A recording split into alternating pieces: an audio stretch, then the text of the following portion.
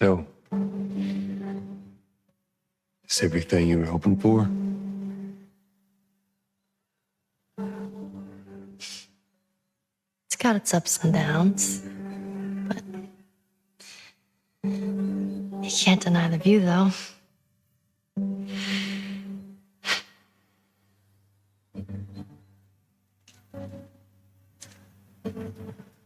We don't have to do this. You know that, right? What's the other option? Go back to Tommy's. Be done with this whole damn thing. After all we've been through. Everything that I've done. It can't be for nothing.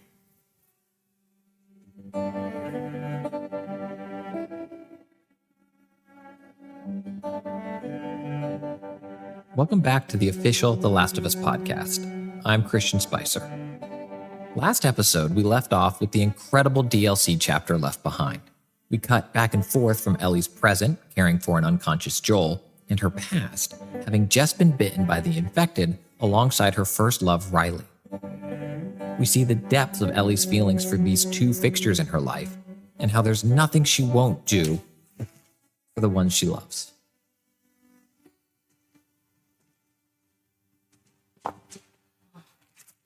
This won't last very long.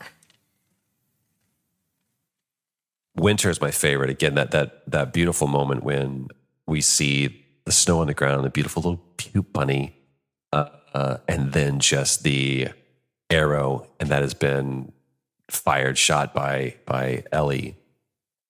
And then one of my favorite moments in the game is when Ellie's just standing there, and you push forward on the stick, and you realize, oh, now I'm in control of her. And the last time that you were in control of anybody besides Joel was Sarah. And so for that to come full circle. There was something really thrilling when we were focus testing the game. You know, we do these play tests weekly by the time we wrap up production to make sure people aren't getting stuck at areas and to find bugs. And they would get to that part. And this is what I love. It's so unique to our medium.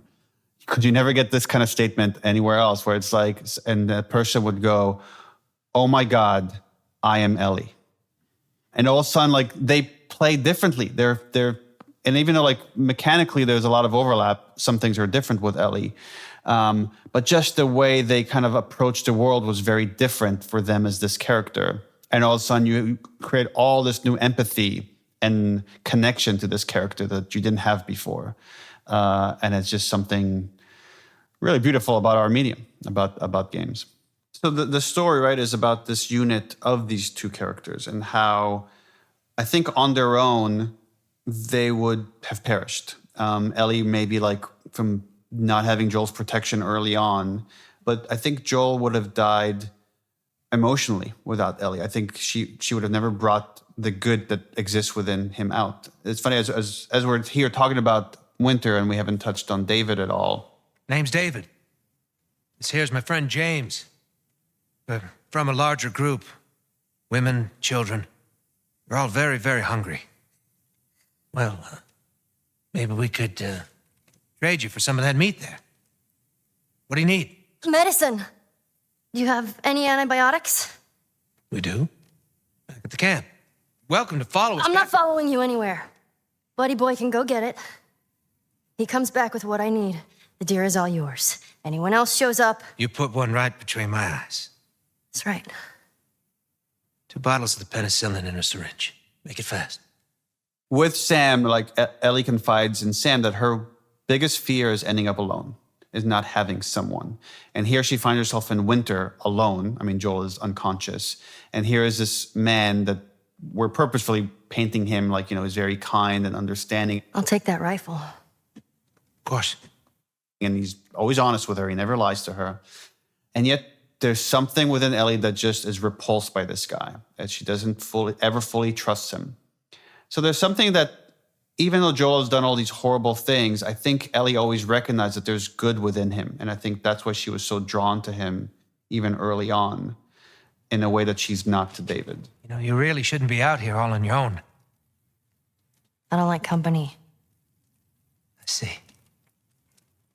What's your name? Why? Look, I understand it's not easy to trust a couple of strangers. Whoever's heard, you clearly care about them. Sure, it's going to be just fine. We'll see. And let's talk about David because, woof, right? Like, how do you go about creating this seemingly nice guy cannibal? I remember at some point during production, Nolan North was at the studio. And while he was at the studio, I was like, hey, let me show you part of the game. And he's like, okay, cool, because he didn't really see much of what we were doing as this other project. So showed him that whole sequence. And he was like, oh my God, this is amazing. Like, you guys are doing this whole other game here while we're making Uncharted 3. And he's like, you got to give me a role in this, like something. I just let me be in it. I'm like, all right, Nolan North wants to be in this game. I'm gonna give him a role. Nolan North's gonna play the Cannibal King, like the opposite of Nathan Drake. But actually, because he was put in it, I wanted to do him right by it. Like, I wanted to give the character interesting meat, interesting dimension. And I think it's because of that the character became a lot more interesting. And it was like, okay, how do you humanize a cannibal? That was a lot of the conversation I had with Nolan. I was like, I don't want you to play the bad guy. I want you to play someone that has to make difficult decisions to help his people survive. Of course, the one big flaw that this guy has is that he's attracted to Ellie as well. He doesn't have this cannibalism. He also has this other aspect. And we wanted to say he's got this, underneath all the facade of like niceness and good charismatic qualities that he has, there is something kind of brewing, and once like he can't have something, then he starts losing it. But we wanted to hold off on that as long as possible and present him as humanly as possible. So one of the tricks we have where like we want to get you to trust someone is to, okay, well, we have really tense mechanics. We have combat that like puts you on edge that we could kind of ratchet up the difficulty where you barely survive, and you literally have to rely on David to survive a sequence. You know how to use that thing. I've had some practice. No matter what, we have to keep them out.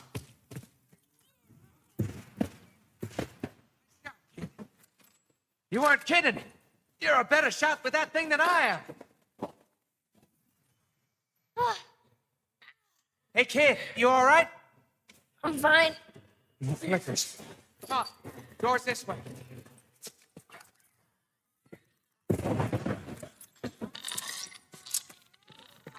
Hey, kid, Yeah? you know, I think we did it. Like we killed all of them? I'll check the bridge. Infected. No infected. What did I tell you? All right. Let's head on back. Check on that buck of ours. Well, you handled yourself pretty nice back there. Let's say we make a pretty good team.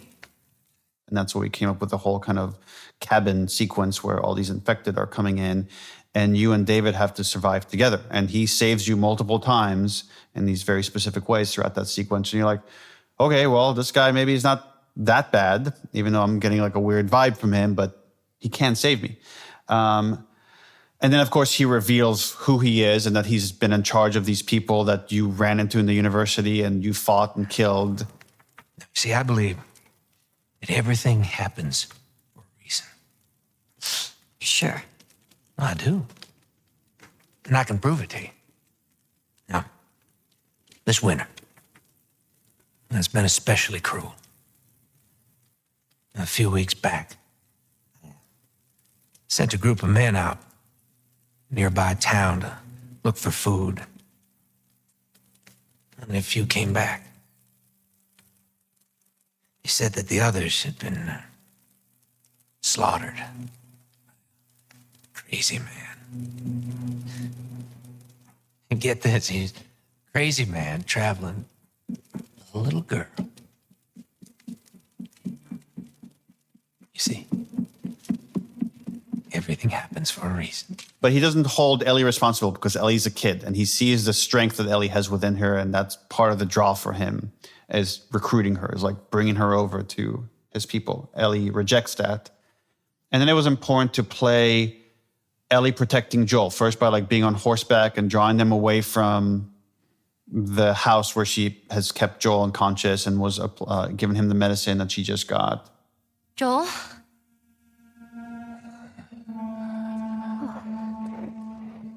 I only managed to get a little bit of food. But I did get this. Move your arm.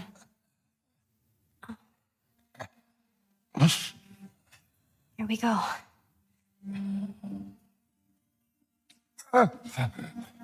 Sorry. Hold on. That's it.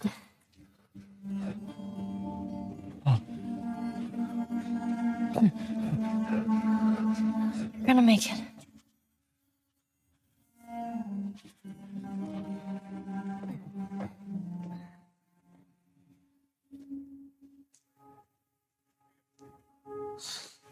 Fuck. You hurt me.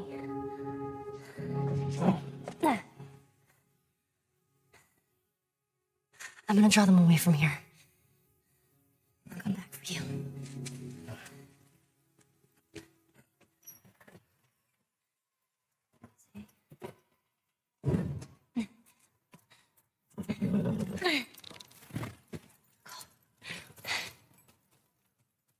There's the exit.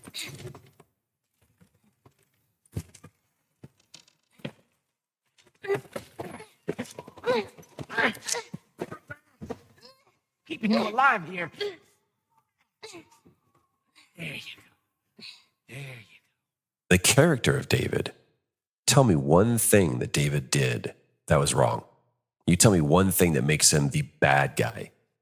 I can state a case that David is, he and Joel could be the mirror images of each other. They both are looking out for those that they love and protect. That both of them are willing to care for Ellie. And the only time that he actually takes action against Ellie is when she tries to kill him.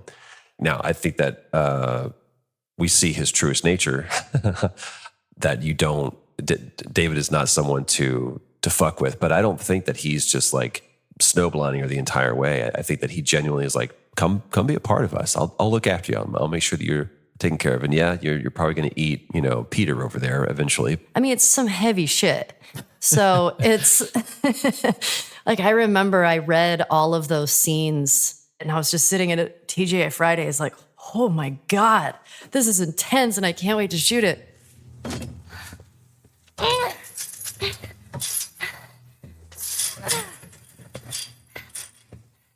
How are you feeling? Super. Here. You should eat. I know you're hungry. Been out for quite some time. What is it? It's deer. With some human helping on the side? I promise, it's just the deer meat. You're a fucking animal. Please tell me your name. You're so full of shit. On the contrary, I've been quite honest with you. Now I think it's your turn. It's the only way I'm going to be able to convince the others. Convince them of what? That you can come around. You have heart. You're loyal. And you're special. Oh. And then, when David captures her and tries to threaten her and, tries to convince her, and then it's turned to threats when she, breaks his finger. And he can't bring her over, and that just drives him mad.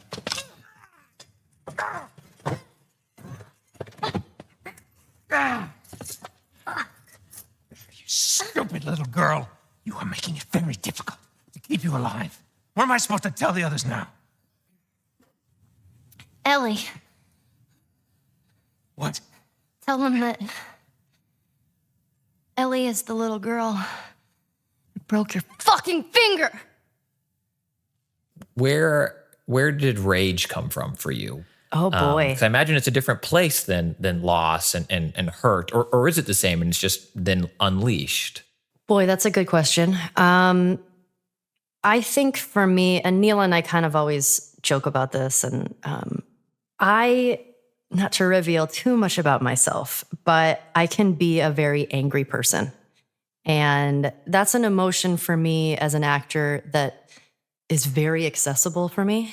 I'm not saying that's a positive thing, but I know that comes from loss for me, because it's this place in me that had someone taken from me too soon, and that rebellious anger is still in me. And I think it will always be there, and I kind of don't want it to go away, because there are times where I feel like I want it there.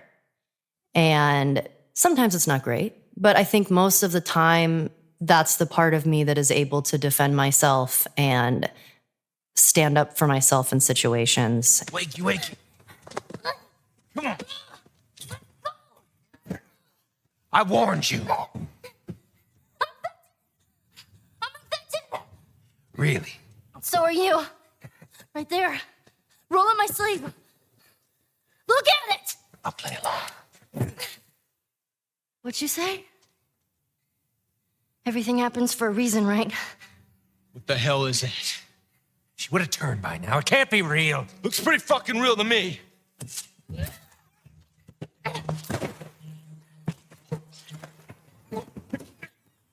the track. How did you do it? It's all right. There's nowhere to go.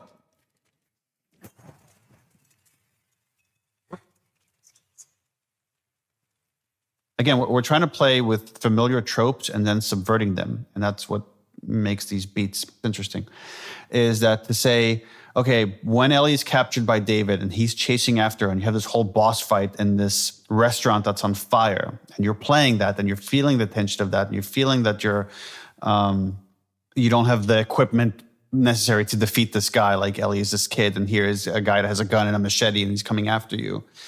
And then Joel comes back to life, and you're playing as Joel. Oh, Christ. I gotta find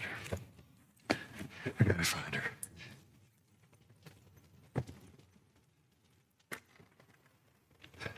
Shh. Ellie. Finding out where Ellie is, and you're feeling the tension of like, okay, I want these two characters to get back together. And we're jumping now back and forth at faster and faster rhythm, almost like some song that's picking up speed. That you're imagining, okay, here's how it's going to play out. Ellie's going to be just cornered by David, and right before he kills her, Joel's going to burst through the door and save her, and kill David, and then they'll be okay. But it was important for us not to do that, to say, no, Ellie's going to save herself. Like, she actually saves herself before Joel gets there. And actually it became more interesting that Joel saves her emotionally and not physically. That, again, those roles have shifted, where like in the past, Ellie was the more emotional, mature one and was able to lean on Joel. And now Joel is having to take on that role instead of the physical protector. That we saw that Ellie is just as capable. So it was important for you to play all the way through and feel that.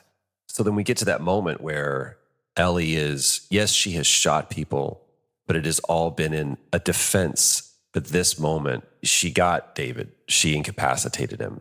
And where Joel finds her is the moment where she transcends just incapacitation, and it goes into punishment. It goes into this cathartic, I'm taking this out on everybody. This is for Riley. This is for Tess. This is for Sam. This is for Henry. This is for my mom. This is for everybody. This is for this world. David's face becomes the punching bag for all of that. Fuck you. You think you know me? Huh? You have no idea.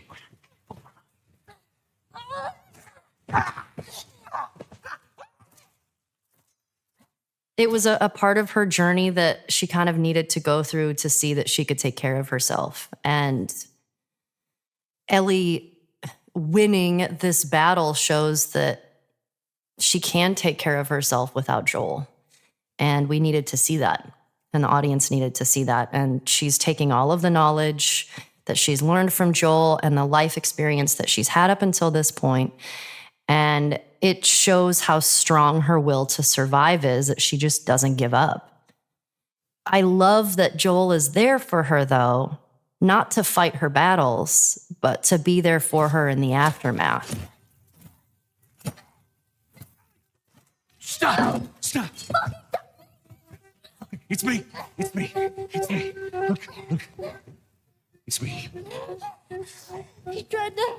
Oh, baby girl. It's okay. It's okay. Joel. It's okay.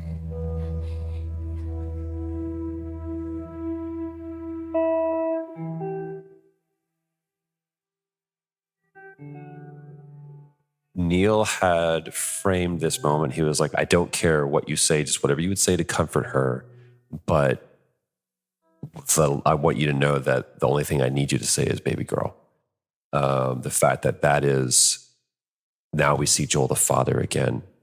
Whether it was a skinned knee from soccer practice with Sarah to this moment, there's one thing that Joel knew how to do very, very well, and that was to comfort in the time of pain. And it's such a big moment for also the audience too, to see that of like these two people that have gone this whole time without really, not showing affection to each other in the ways that we do in the world. And you see that and you're like, oh, he's also breaking down, all of the walls come down for him.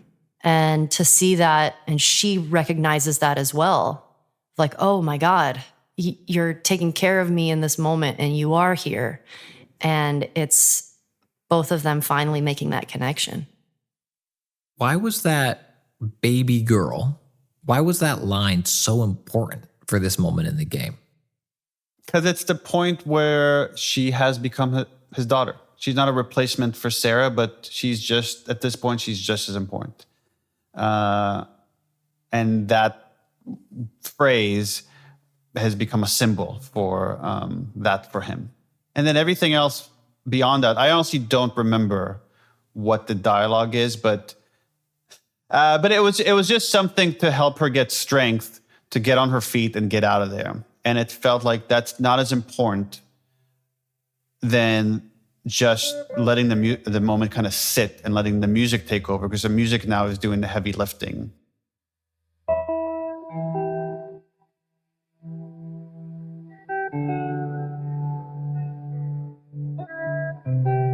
I remember we talked about Joel's watch and how that becomes a symbol for the player. So we don't have to have characters talk about things.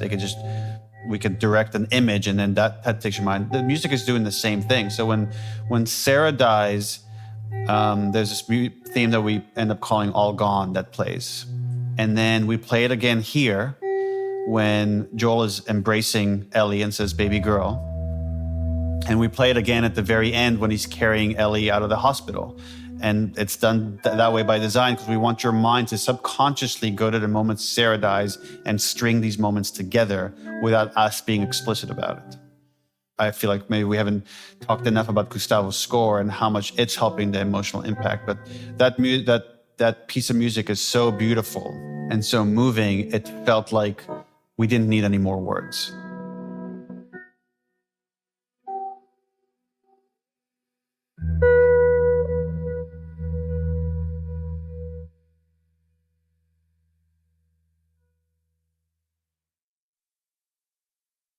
My name is Gustavo Santaolalla, and I am the composer of the music for The Last of Us. The moment that I met Neil, and then Neil actually told me the story, and I could sense how different this game was from any other game that existed before. It really was a no-brainer. I mean, I knew from the very, very beginning when I talked to Neil that I wanted to be involved in the game. How would you describe the character of the score as it fits into The Last of Us? Yeah, well, I think it definitely has an element of melancholy and a certain element of despair. But I mean, confronted with this situation that really this sort of apocalyptic situation, there is a strong human element to the music, to an emotional human connection. But yes, I mean, I think the important thing for me was to have this emotional a content that actually didn't go into simply something sad. I'm talking about especially in things like All Gone, for example, in the particular theme.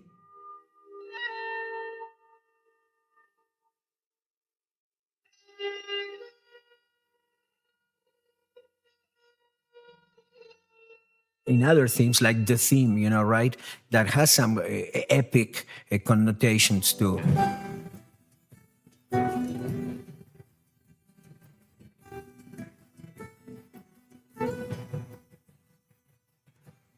But more like a human epic, more like an epic of the everyday man, and not so like an epic of, I don't know, like a gladiator movie, you know what I mean? I will create pieces that I really don't know to what character they belong, but they are inspired by them, not necessary. I think some of these things Neil actually had more clear than I, but I do know that, for example, for me, the Ronroco, with its tenderness and its almost feminine quality,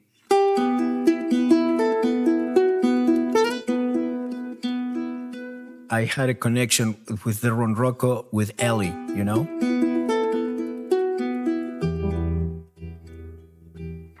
And I had a connection with the 6-string bass with Joel. And I guess the guitar kind of connects those two worlds. Basically, that in the timbres, I will connect the Ronroco with Ellie and the 6-string bass with Joel, and the guitar kind of like in between both of them.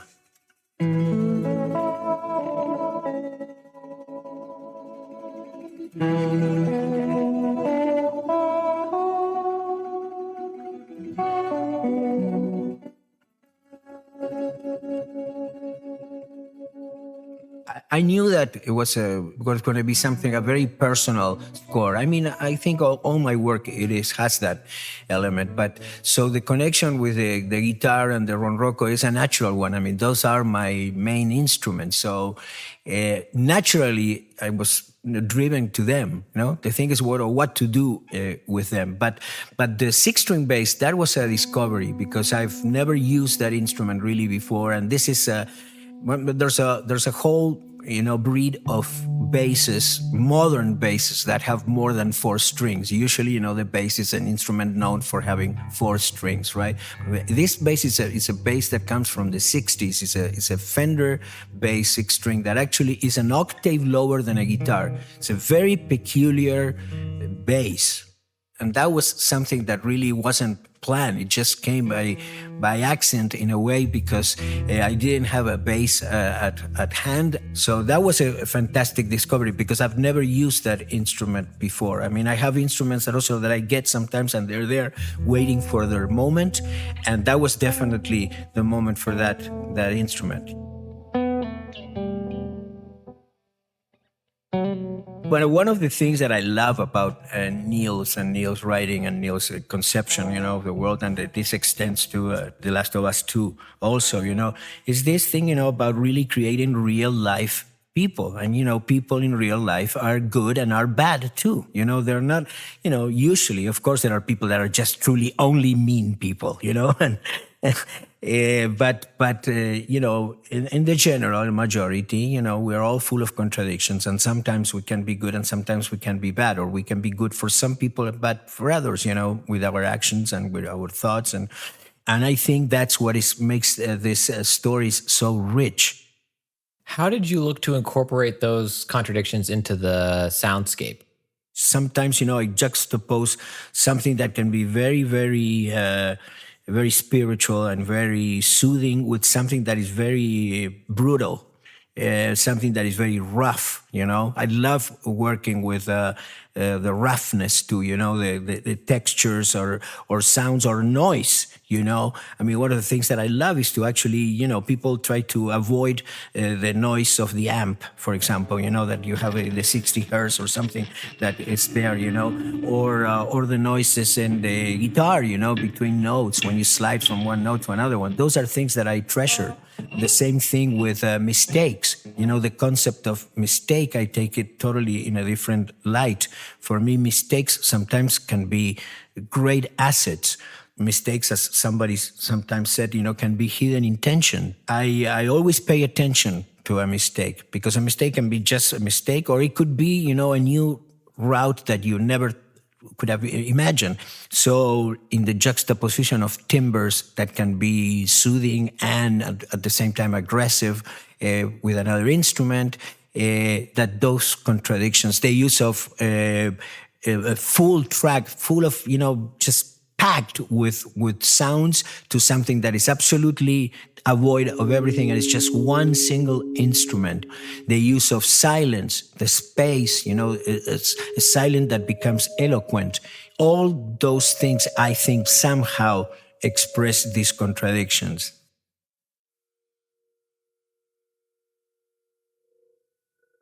What do you hope people remember about the game and their experiences with it as after they've experienced it? One thing I'm sure is common to all of the peoples is that they all have been emotionally touched by the game. And I think that's a very different thing, and something that The Last of Us can be proud to achieve.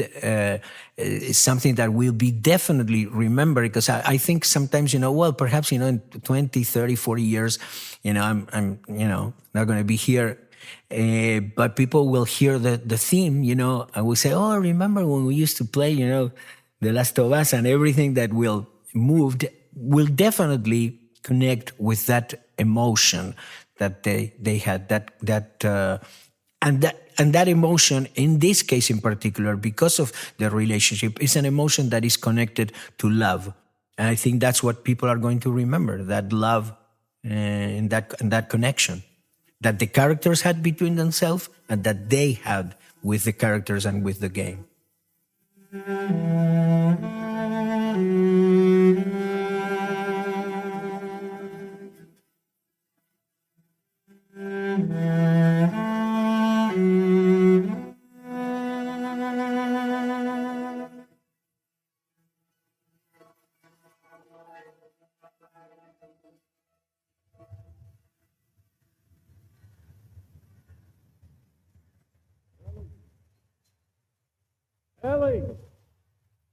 Ellie! Did you hear me? No. What? Look, hospital. This is where we get off. Let's go, kiddo.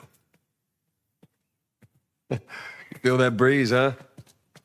I tell you, on a day like this, I just sit on my porch, pick away at my six string.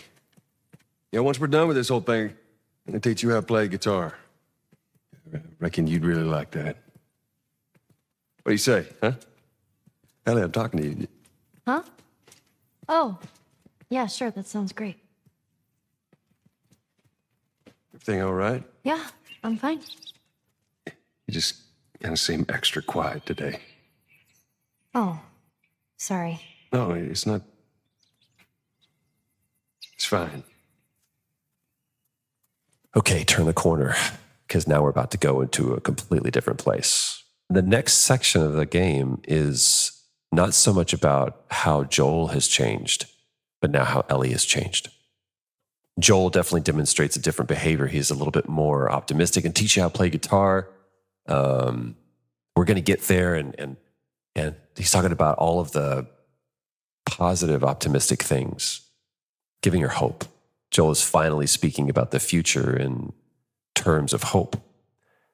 And it's almost through the filter of it sounds so far away, not only just what he's talking about, but even just almost the way that it's treated, because Ellie is so far away. And if you even notice, the distance between the two characters is further than it's been. The thing that you've been doing throughout the entire game, the entire time, is like, okay, we have this thing, come help me move it over. I go up, I boost you up. This is what we do. And you turn and Ellie, she's not there. And you have to remind her to do that. Ellie, What? the ladder. Come on. Oh my God. What is it?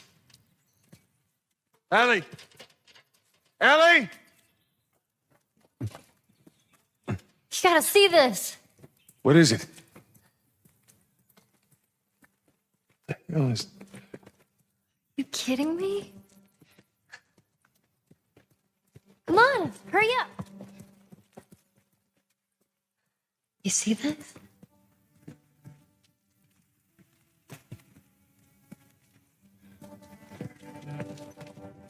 Shh, don't scare it. I won't. What are you doing? It's all right. Come here. Hey, hurry up. Come on. Hey there. So fucking cool. Oh, where's it off to? Here, come on, let's go. Slow down, kiddo. Come on. Hurry.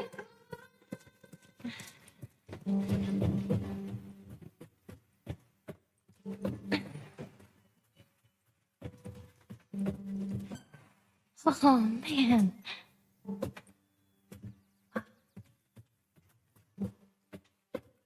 at those things.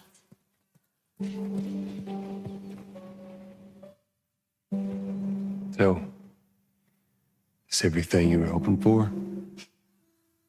It's got its ups and downs, but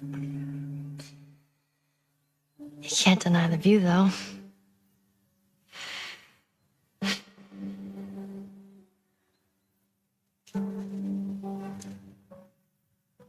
We don't have to do this. You know that, right? What's the other option? Go back to Tommy's. Just be done with this whole damn thing. After all we've been through. Everything that I've done. It can't be for nothing.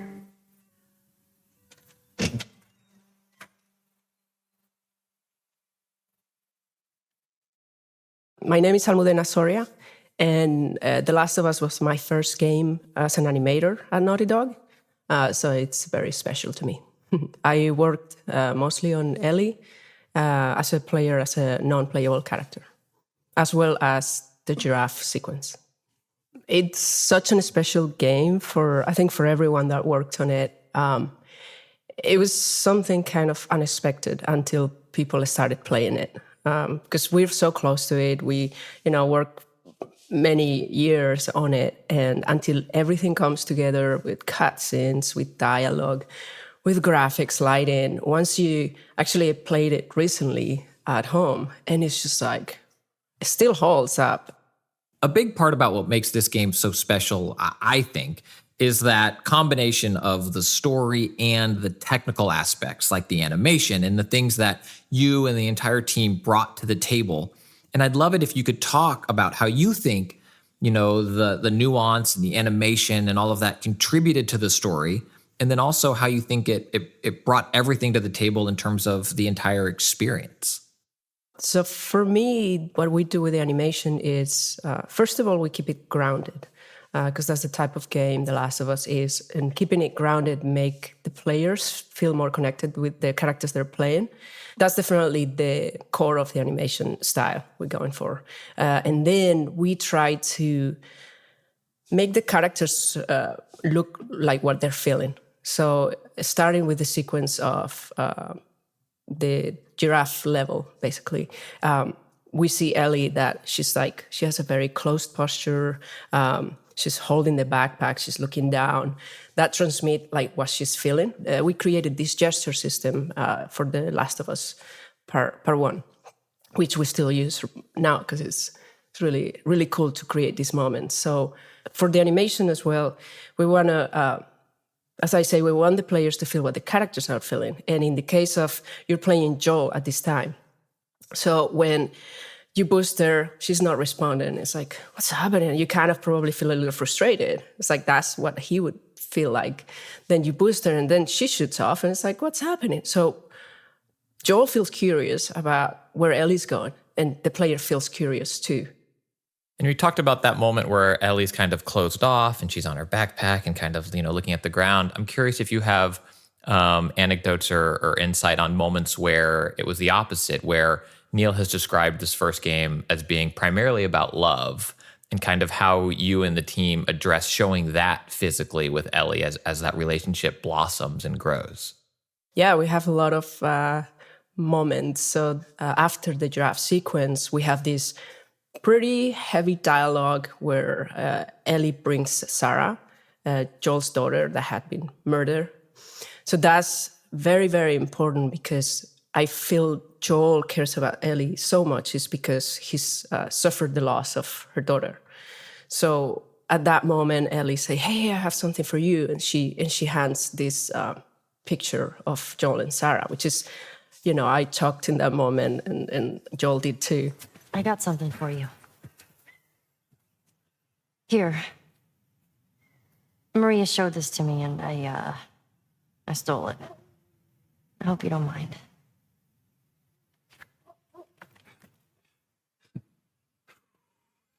Well, no matter how hard you try, I guess you can't escape your past. Thank you. Okay, I have to bring this up because it's one of the most iconic scenes in the game. Talk to me about the giraffes.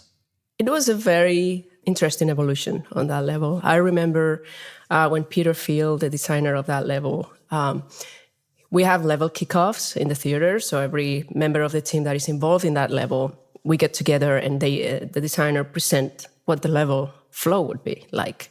So he started all sitting down and he's presenting this level, no combat, no traversal, and just giraffes. Everyone was very skeptical of that working because it's like, no combat, like nothing. All right. So he was a true believer. I think Neil was too, obviously. And once things started coming along together, everyone was like, oh, okay.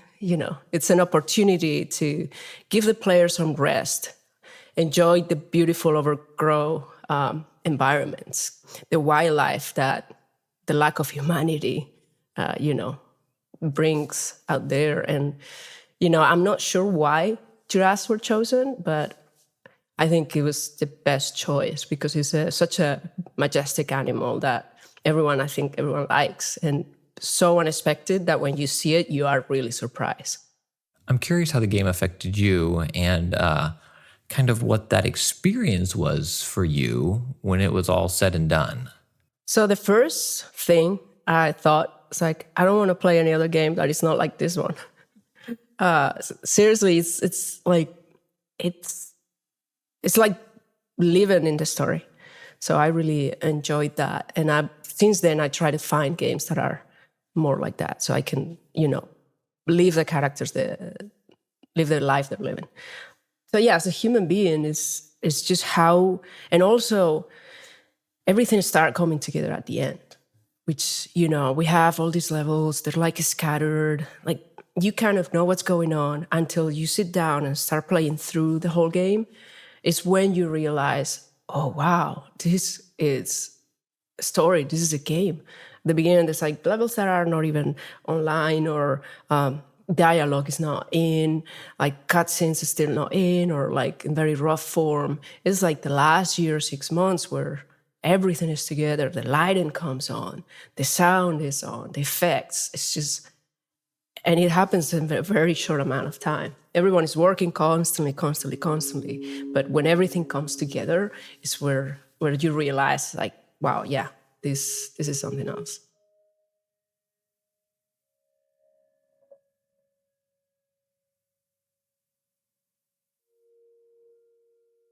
So Joel and Ellie make their way down the stairwell. Look, I know you mean well, but there's no halfway with this. Once we're done, we'll go wherever you want. Okay? Well, I ain't leaving without you. So let's go wrap this up. They're heading to the hospital. This place takes me back. How so? It was right after everything went down. I ended up in a triage just like this. And everywhere you looked, you just saw families torn apart. Whole damn world seemed to have turned upside down in a blink. Is that after you lost Sarah? Yes, it was. I can't imagine losing someone you love like that. Losing everything that you know. I'm sorry, Joel. That's okay, Ellie. This time it's gonna be different. I just know it. What do you mean? They're gonna be there. The Fireflies. I'm sure of it. They find themselves in a flooded tunnel, hopping from makeshift platform to platform, when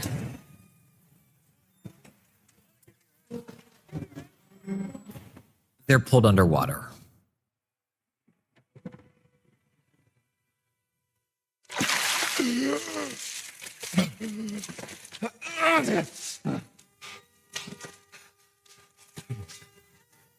Hands in the air! She's not breathing. Hands in the fucking air!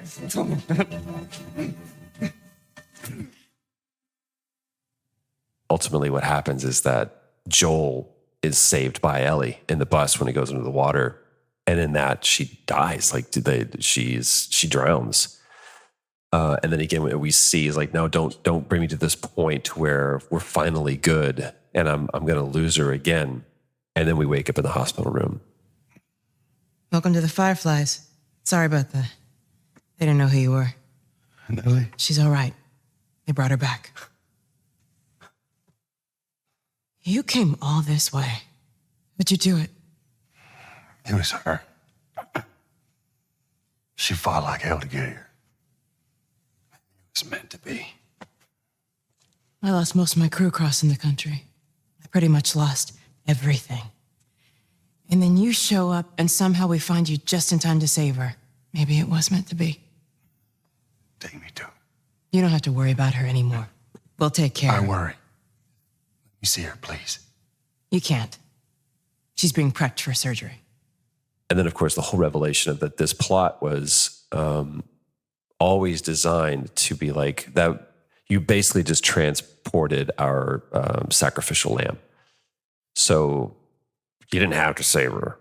You know, we're gonna kill her anyway. The girl could have gotten here dead or alive. And just the pure Sisyphean frustration that comes from that is like, what have I done all this for? It was like, it was for nothing. This was just this rush of nihilism at Joel. But now he has stakes in it. Now it really matters. And it's like, all right, you guys done fucked up. Like this is, you have awoken the beast because you have activated now every part of me. What do you mean, surgery? The doctors tell me the cordyceps, the growth inside her, is somehow mutated. It's why she's immune. Once they remove it, they'll be able to reverse engineer a vaccine. A vaccine. But it grows all over the brain. It does. Find someone else. There is no one else. So you were gonna show me where she... Stop.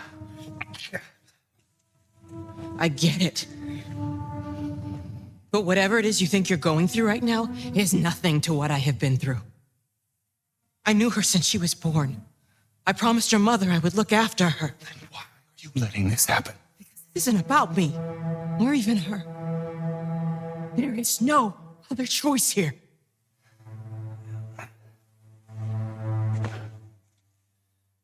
Yeah, you keep telling yourself that bullshit.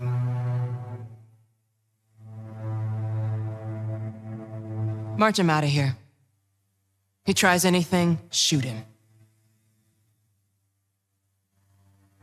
Don't waste this gift, Joe.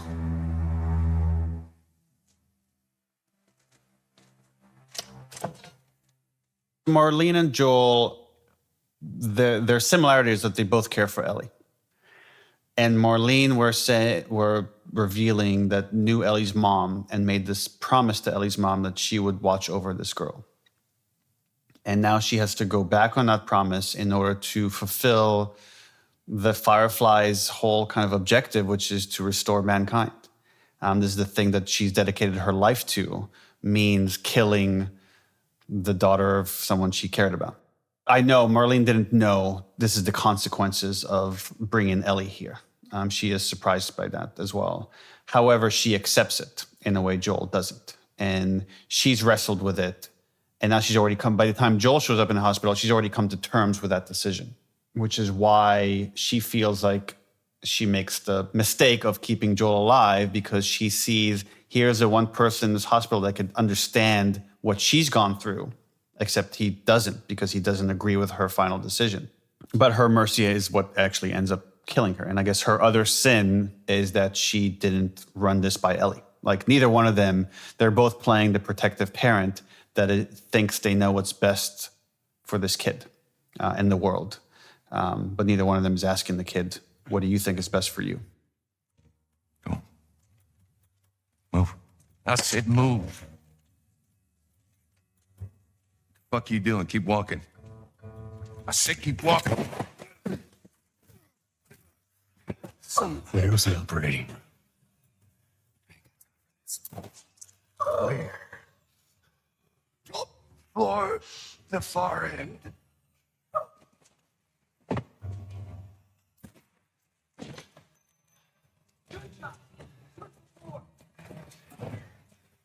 Should not be something.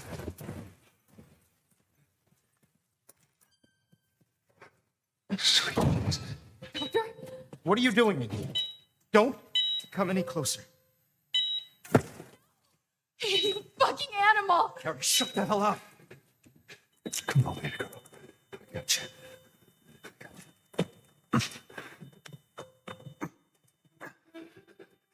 Yes. Shit. I'm getting you out of here, girl. I got you. I got you. I got him in my fight. I said get back!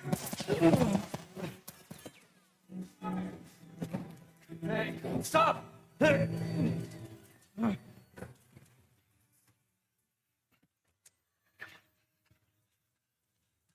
You can't save her.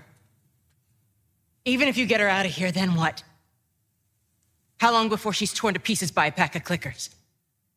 That is, if she hasn't been raped and murdered first. It ain't for you to decide. It's what we want. And you know it. Look. You can still do the right thing here. She won't feel anything. You have so many games and movies and books and other stuff in this genre where it's about saving the world, and the hero at the end saves the world. And it just doesn't feel real. And it doesn't capture something as interesting about human or, right, this theme of like this unconditional love a parent feels for their child is that it could be psychotic. That it could drive you to insane things of like how protective you could be of your child.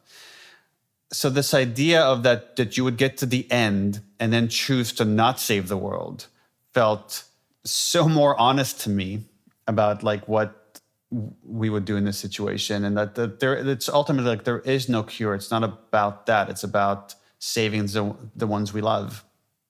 And playing someone that could easily be perceived as the villain, that at the end of it, you could be the villain. I know a lot of players saw it that way. And I like the idea that they were seeing it that way and that people make the argument for Joel as the bad guys. And to me, it's like you can make the same argument with equal weight that the Fireflies are the bad guys. That here are people that are willing to kill a kid in the hopes of making a vaccine.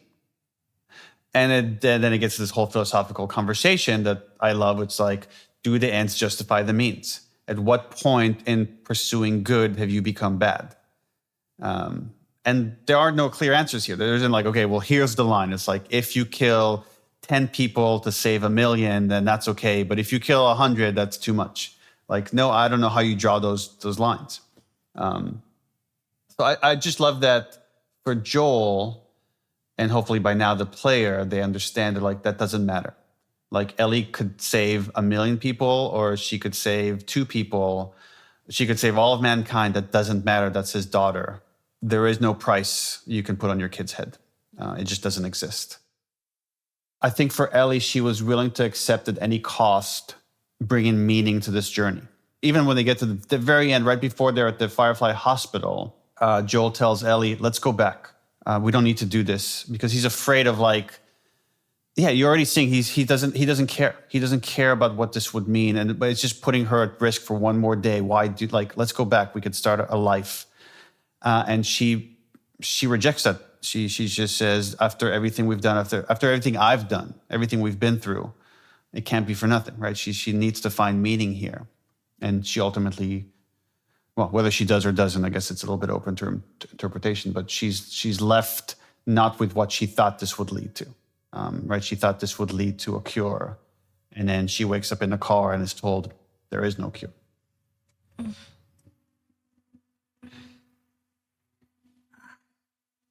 the hell am I wearing? Just take it easy. Drugs are still wearing off. What happened?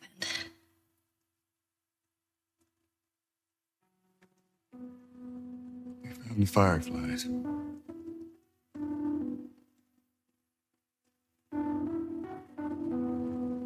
Turns out there's a whole lot more like you. People that are immune. There's dozens, actually. Ain't done them a damn bit of good, neither.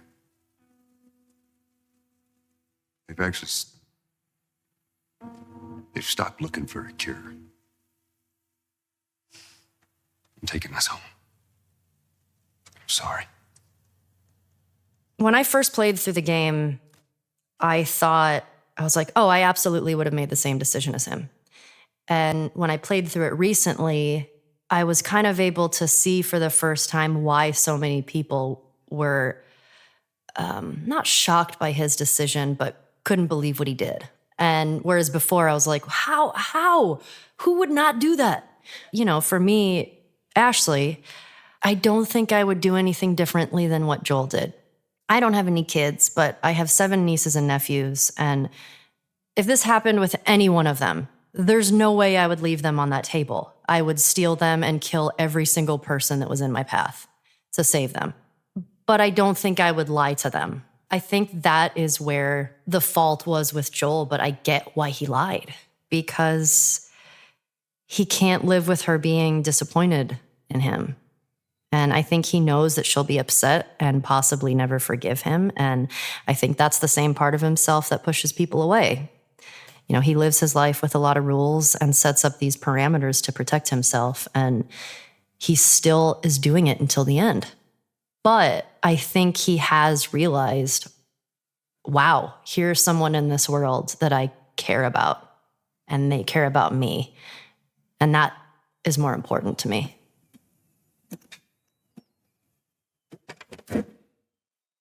Well, looks like we're walking. All right. It's actually kind of pretty, ain't it? Yes.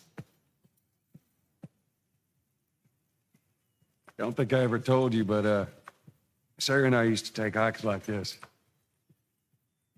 I think the two of you would have been good friends. I think you really would have liked her. I know she'd have liked you. I bet I would have. Oh. Just a little bit further now.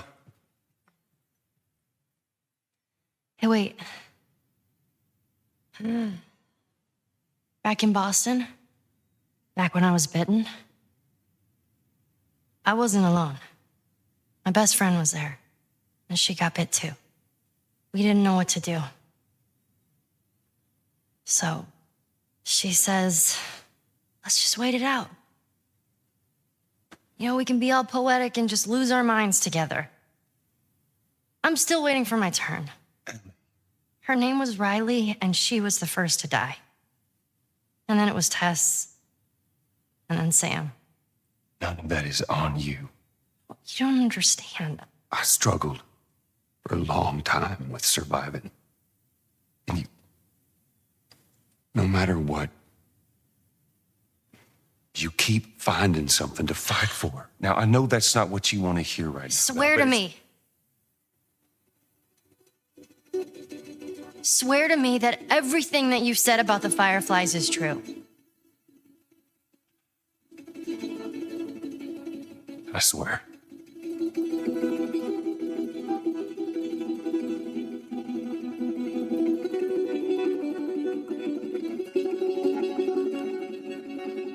Okay.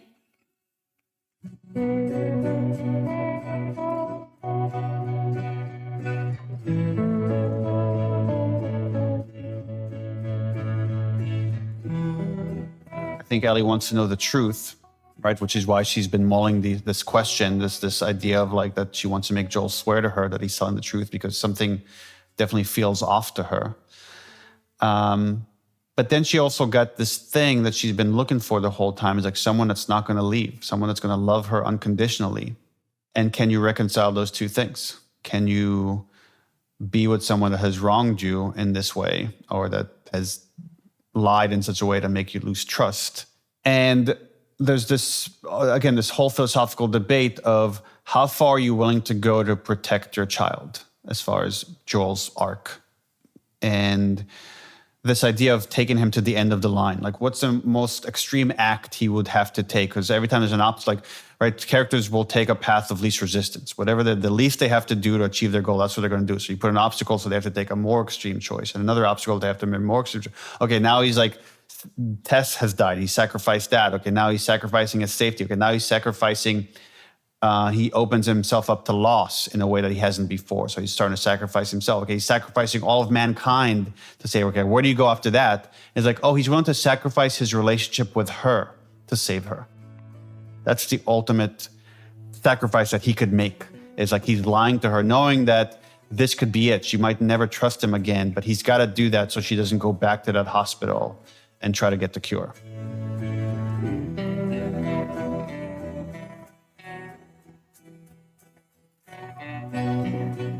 I love that that's the story, because we're so flawed as humans, and that the hero of the story, the main character in the story, Joel, is so flawed. And we need to see that, because when we see it, we're like, yeah, I can relate to that because I'm flawed too. But this particular game and this experience was absolutely the greatest thing I've ever worked on. I loved the story and the cast, the crew. Naughty Dog is so amazing to work with. And I haven't quite worked on something still to this day where when I was on set, I was inspired constantly. And as an artist in any form, you're always looking for that thing to sort of be inspired, that muse. And it's a little selfish, that you need that thing. But this was absolutely that thing for me. I learned so much. I would offer this story. I was in Indiana at a convention, and a father comes up to me and he says, I got that game. And I started playing it, and I got to the prologue. I was like, yeah. And he goes, I have a daughter. And at that time, she was a baby. And he said, I got to the end of the prologue, and I put the controller down. I went to my daughter's room, and I held her, and I cried. And I said, I understand. He goes, no, you don't. He said, I never went back to that game. And he said, every day that I came home, I would walk into my house, and I would look, and I'd see where that controller sat in the same place that I left it. He goes, 6 months went by, and I finally decided, all right, I'm not going to let this thing beat me. And I picked up the controller and I played. And I finally get to the giraffe moment. And I put the controller down again and I cried. And he said, it dawned on me that sometimes we have to go through the hard times in order to find our giraffe moment. I mean, I would love for The Last of Us to have that kind of impact on people's lives, that they remember where they were and the characters have stuck with them, and some of the morally ambiguous situation they've been in have raised some interesting questions for them in their lives. just that is incredible. And I guess seeing some of that right now, years later, you could like see that there's communities on Reddit that this game has brought together. There are people that got married because they were both fans of The Last of Us and that have named their first daughter Ellie. So just the fact that this game has been able to connect people in such a positive way has been incredible. And we now have people that work at Naughty Dog that have gotten into games and have come to work at Naughty Dog because the game inspired them to make video games. And again, I can think to games that have done that for me. I couldn't ask for anything more, right? It's the most incredible feeling that you're able to now somehow inspire someone that will make the next great game. Is incredibly humbling and just inspiring. Next week on the official The Last of Us podcast. I mean, this game absolutely just shows you how hate can absolutely wreak havoc on a family and an entire community of people. You know, there's endure and survive physically, but what does that mean for your soul? What does that mean mentally? How do you live with yourself? Well, love is hopefully one of those things that can feel more universal. They didn't need to make a sequel, but the story needed to be told in part 2. And to not have granted the opportunity for this story to continue would have been a grave disservice to the story, to the characters, and to the world.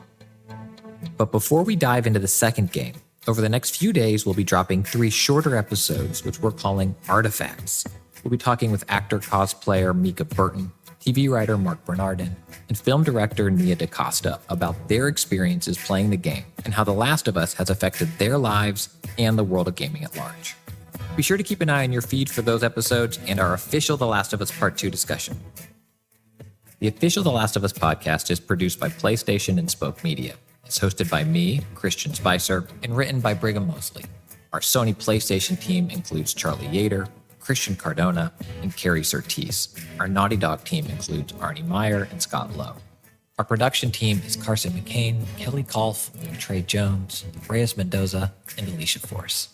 This episode was mixed by Evan Arnett, who contributed additional sound design and music. Today's episode included interviews with Neil Druckmann, Troy Baker, Ashley Johnson, Gustavo Santaolalla, and Almudena Soria. Executive producers are Aaliyah Tabakolian and Keith Reynolds. Thanks for listening.